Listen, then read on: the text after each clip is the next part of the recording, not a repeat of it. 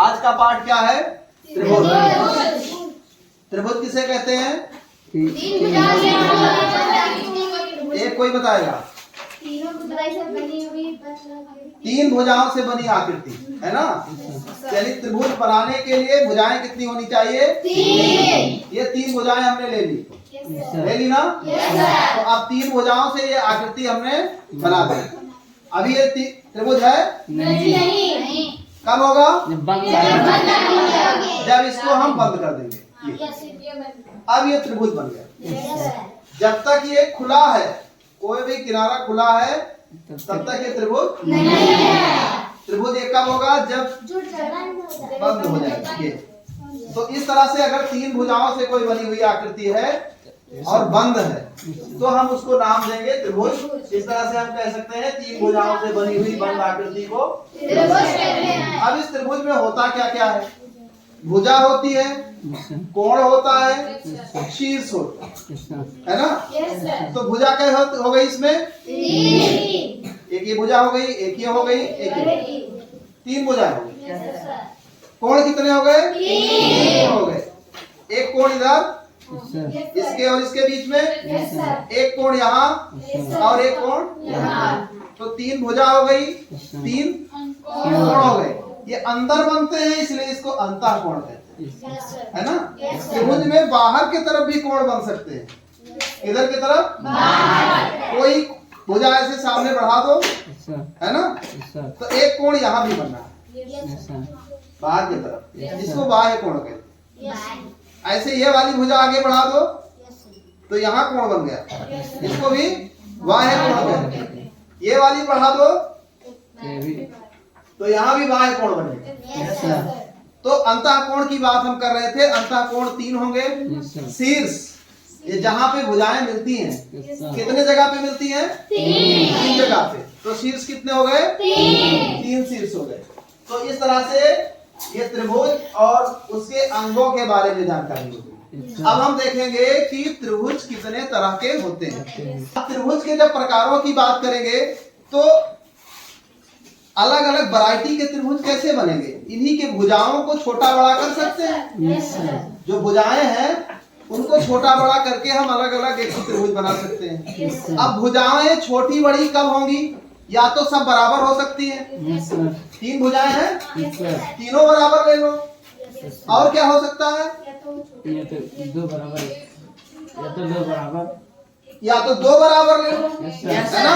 एक छोटा, और या तो तीनों बराबर ना हो।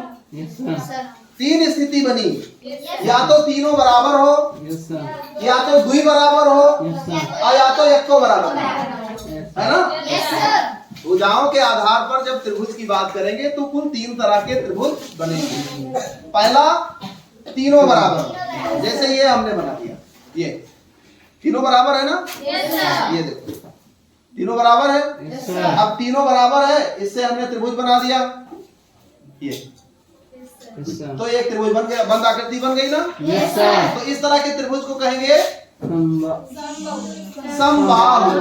भुजा का एक दूसरा नाम बाहु भी है ना? जैसे बाहुबली, बाहुबली का नाम सुना है? तो बाहुबली का मतलब जिसके भुजा में ताकत है ना? पुराने समय में कहते थे वो बहुत बाहुबली आदमी है। तो बाहुबली कौन होता था? कि जिसके भुजाओं में, हाथों में ताकत होती थी। ऐसे ये इसकी भुजाएं, ये भुजा है। तो बाहु सम है, बराबर है, तो इसलिए इसका नाम पड़ गया समबाहु। सब बाहु बराबर है, सब भुजा बराबर है, तो इसका नाम हो गया समबाहु। अब दूसरा स्थिति हो सकता है कि हम दो भुजा बराबर ले लें।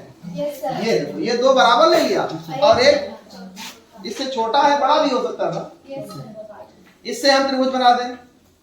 ये बन गया। इसका कै बाहु बराबर है? दो बाहु बराबर है, तो इसका नाम हो जाएगा समद्विबाहु। समद्विबाहु, तो ये हो गया समद्विबाहु त्रिभुज।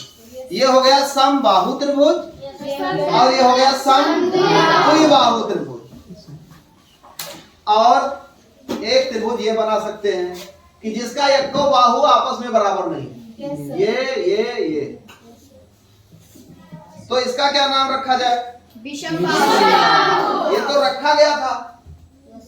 हम लोग ऐसे कह सकते हैं ऐसा त्रिभुज जिसकी एको भुजा आपस में बराबर ना हो। तो हिंदी में हम लोग पढ़े हैं ना कि एक किसी वाक्य के लिए एक शब्द, तो किसी वाक्य के लिए एक शब्द आ गया कि ऐसा त्रिभुज जिसकी एको भुजा बराबर ना हो, तो उसको कहेंगे विषम बाहु त्रिभुज। तो भुजा के आधार पर हमारे 3 त्रिभुज हो गए, समबाहु, समद्विबाहु और विषम बाहु। तो ये तीनों हमारे सामने आ गए। तो इस तरह से जब हम त्रिभुज का वर्गीकरण करेंगे, भुजाओं के आधार पर 3 त्रिभुज हमको मिल गए। अब हम देखेंगे कोण के आधार पर, अंतः कोण के आधार। किस कोण के आधार पर? अंतः कोण। अंदर वाले जो कोण बनते हैं, अंदर वाले क्या कोण बन रहे थे? 3। तो जो अंतः कोण के आधार पर विभाजन किया गया है वो भी 3 तरह से किया गया है। या तो एक कोण इसका 90 अंश का हो, 90 अंश का समझते हो? ये कोण यहाँ 90 बन रहा है, और एक कोण ऐसे बना कि ये 90 बन गया, 90 ना? तो या तो एक कोण इसका 90 के बराबर होगा अंतः कोण, या तो इसका एक कोण 90 से ज्यादा होगा, है ना? अब या तो इसका कोण 90 से सब कम होगा। तो 3 तरह के त्रिभुज बन गए। 90 से कम है ना? ये देखो, ये 3 त्रिभुज है हमारे पास। इसका कोण 90, इसका 90 से ज्यादा, इसका 90 से कम। तो कोण के आधार पर भी त्रिभुज हो गए 3। एक जिसका कोण 90 अंश का था, इसका नाम रखा गया समकोण त्रिभुज।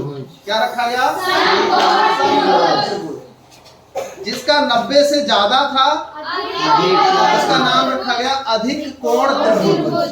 और जिसका 90 से कम था, इसका नाम रखा गया कोण त्रिभुज। तो इस तरह से 3 कैटेगरी हो गई कोणों के आधार पर, समकोण त्रिभुज, अधिक कोण त्रिभुज और न्यून कोण त्रिभुज। तो त्रिभुज हमने कुल देखे 6, है ना? अब इन 6 प्रकारों में जैसे ये हमारा कौन सा कोण त्रिभुज था? समबाहु। इसको कोण के आधार पर कहेंगे तो क्या होगा? क्या होगा? न्यून कोण हो जाएगा। तो ऐसा भी हो सकता है कि भुजा के आधार पर कोई दूसरा नाम हो, और कोण के आधार पर जब देखने लगे तो उसका कोई दूसरा नाम हो। तो जब भी त्रिभुजों का वर्गीकरण करेंगे तो ये देखेंगे कि किसके आधार पर वर्गीकरण कर रहे हैं। कोई भी त्रिभुज हम लेंगे वो भुजा के आधार पर भी उसका कोई नाम होगा और कोण के आधार पर भी उसका कोई नाम होगा। जैसे ये त्रिभुज है, ये कौन सा त्रिभुज था? विषम बाहु। विषम बाहु था ना? अब इसको देख लीजिए, कोण इसका 90 से कम है कि ज्यादा है? 90 से ज्यादा है ना? 90 से ज्यादा है।